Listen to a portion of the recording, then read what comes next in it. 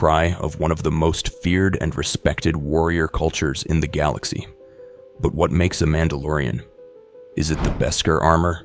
The ancient code? The unrelenting drive to survive and fight with honor? Well, at the heart of it all lies something deeper.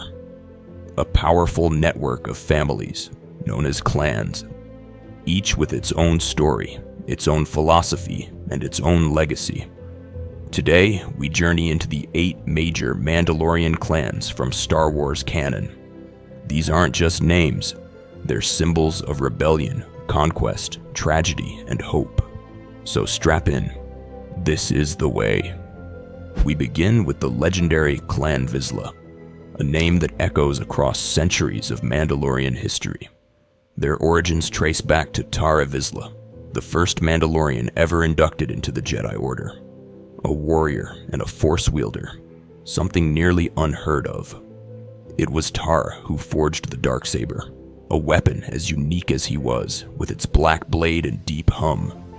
It would become more than a lightsaber. It became a symbol of authority, of who had the right to rule Mandalore. Generations later, Pre Vizsla, a direct descendant, resurrected the clan's militant pride. He founded Death Watch, a radical group bent on restoring Mandalore's ancient warrior ways.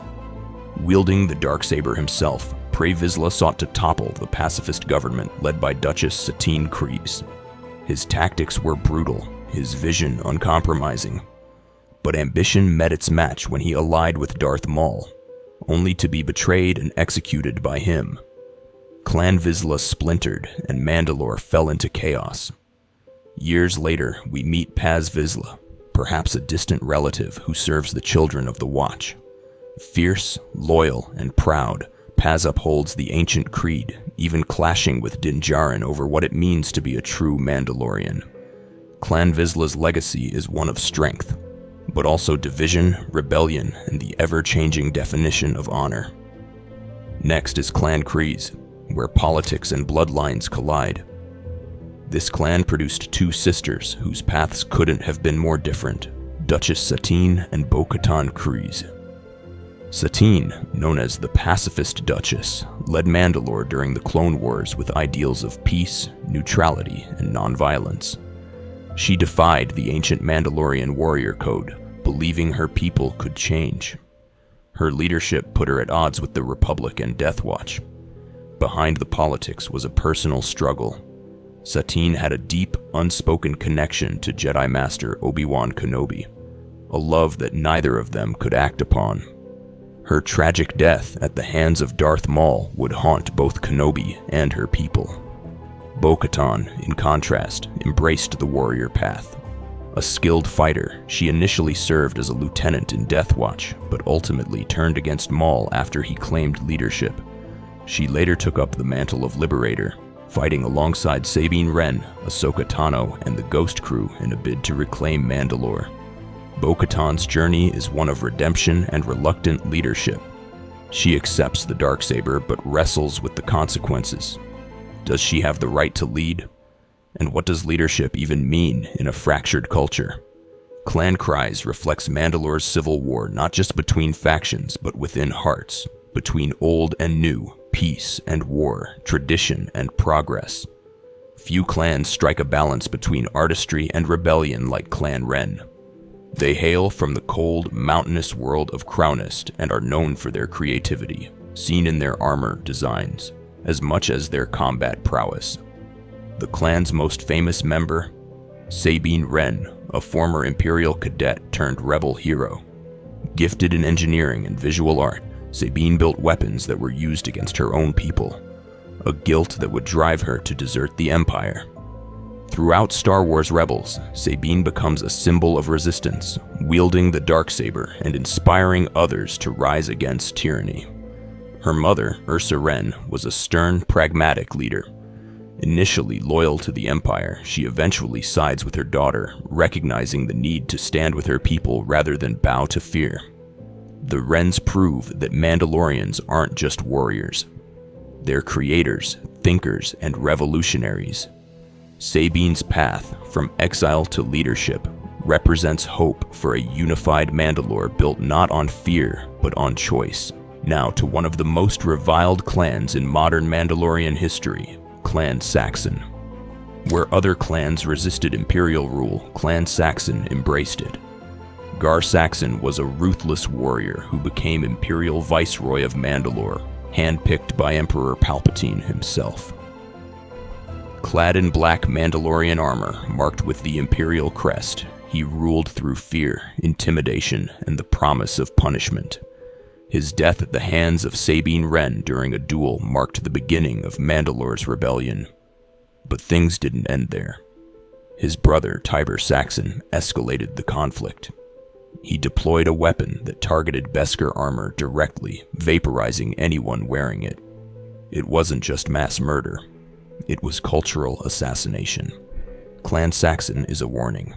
Mandalorians who betray their own for power lose not only their people's trust, they lose their identity. Quiet, loyal, and principled, Clan Eldar may not dominate headlines, but their role is crucial. During Star Wars Rebels, they are one of the few clans to openly support Bo-Katan's leadership and stand against Imperial-backed Saxons. They kneel before her, pledging loyalty when the Darksaber is returned to Mandalorian hands. Though little is known about individual Eldar warriors, their presence during key battles, especially alongside Clan Wren, gives Bo-Katan the legitimacy needed to unite the clans. In many ways, they represent the silent majority of Mandalore. Not extremists, not traitors, but proud warriors waiting for someone worthy to follow. In stark contrast stands Clan Rook, a lesser-known but equally significant group. During the Civil War, they allied with the Saxons, loyal to Imperial power. Little is known about their leaders or motivations, but their alliance with Gar Saxon paints a clear picture. Some Mandalorians chose survival over sovereignty. Their presence reminds us that even the most honor-bound societies are vulnerable to division. Power can corrupt, and fear can fracture, even among the most disciplined clans. A new chapter in Mandalorian culture begins with Clan Mudhorn, the smallest clan, yet one of the most meaningful. This isn't a legacy passed down through blood. It's one forged through choice. Djarin, the Mandalorian, finds himself bound to Grogu, a foundling unlike any other. After they defeat a massive Mudhorn beast together, the armorer grants Din a signet, the Mudhorn, their shared symbol. Later, she declares them a clan of two, a rare and sacred title. What sets Clan Mudhorn apart is not tradition or lineage, but love, protection, and the promise of training the next generation. In Grogu, we see a future where Mandalorians are not just soldiers, but parents, mentors, and guardians of something greater. Lastly, we come to the Children of the Watch. Not a clan by blood, but a sect by belief. They follow a strict code. Never remove your helmet, always follow the creed. They are thought to be remnants of Death Watch, surviving in exile after Mandalore's fall. To them, most modern Mandalorians have lost their way. They believe in preserving the ancient ways, even if it means isolation from others. Djarin is raised among them, learning their customs and their discipline. But over time, he begins to question, to challenge. Especially when he meets Mandalorians like Bo-Katan, who do not follow the creed but still fight for Mandalore. The Children of the Watch raise a powerful question. Is tradition enough? Or must the way evolve?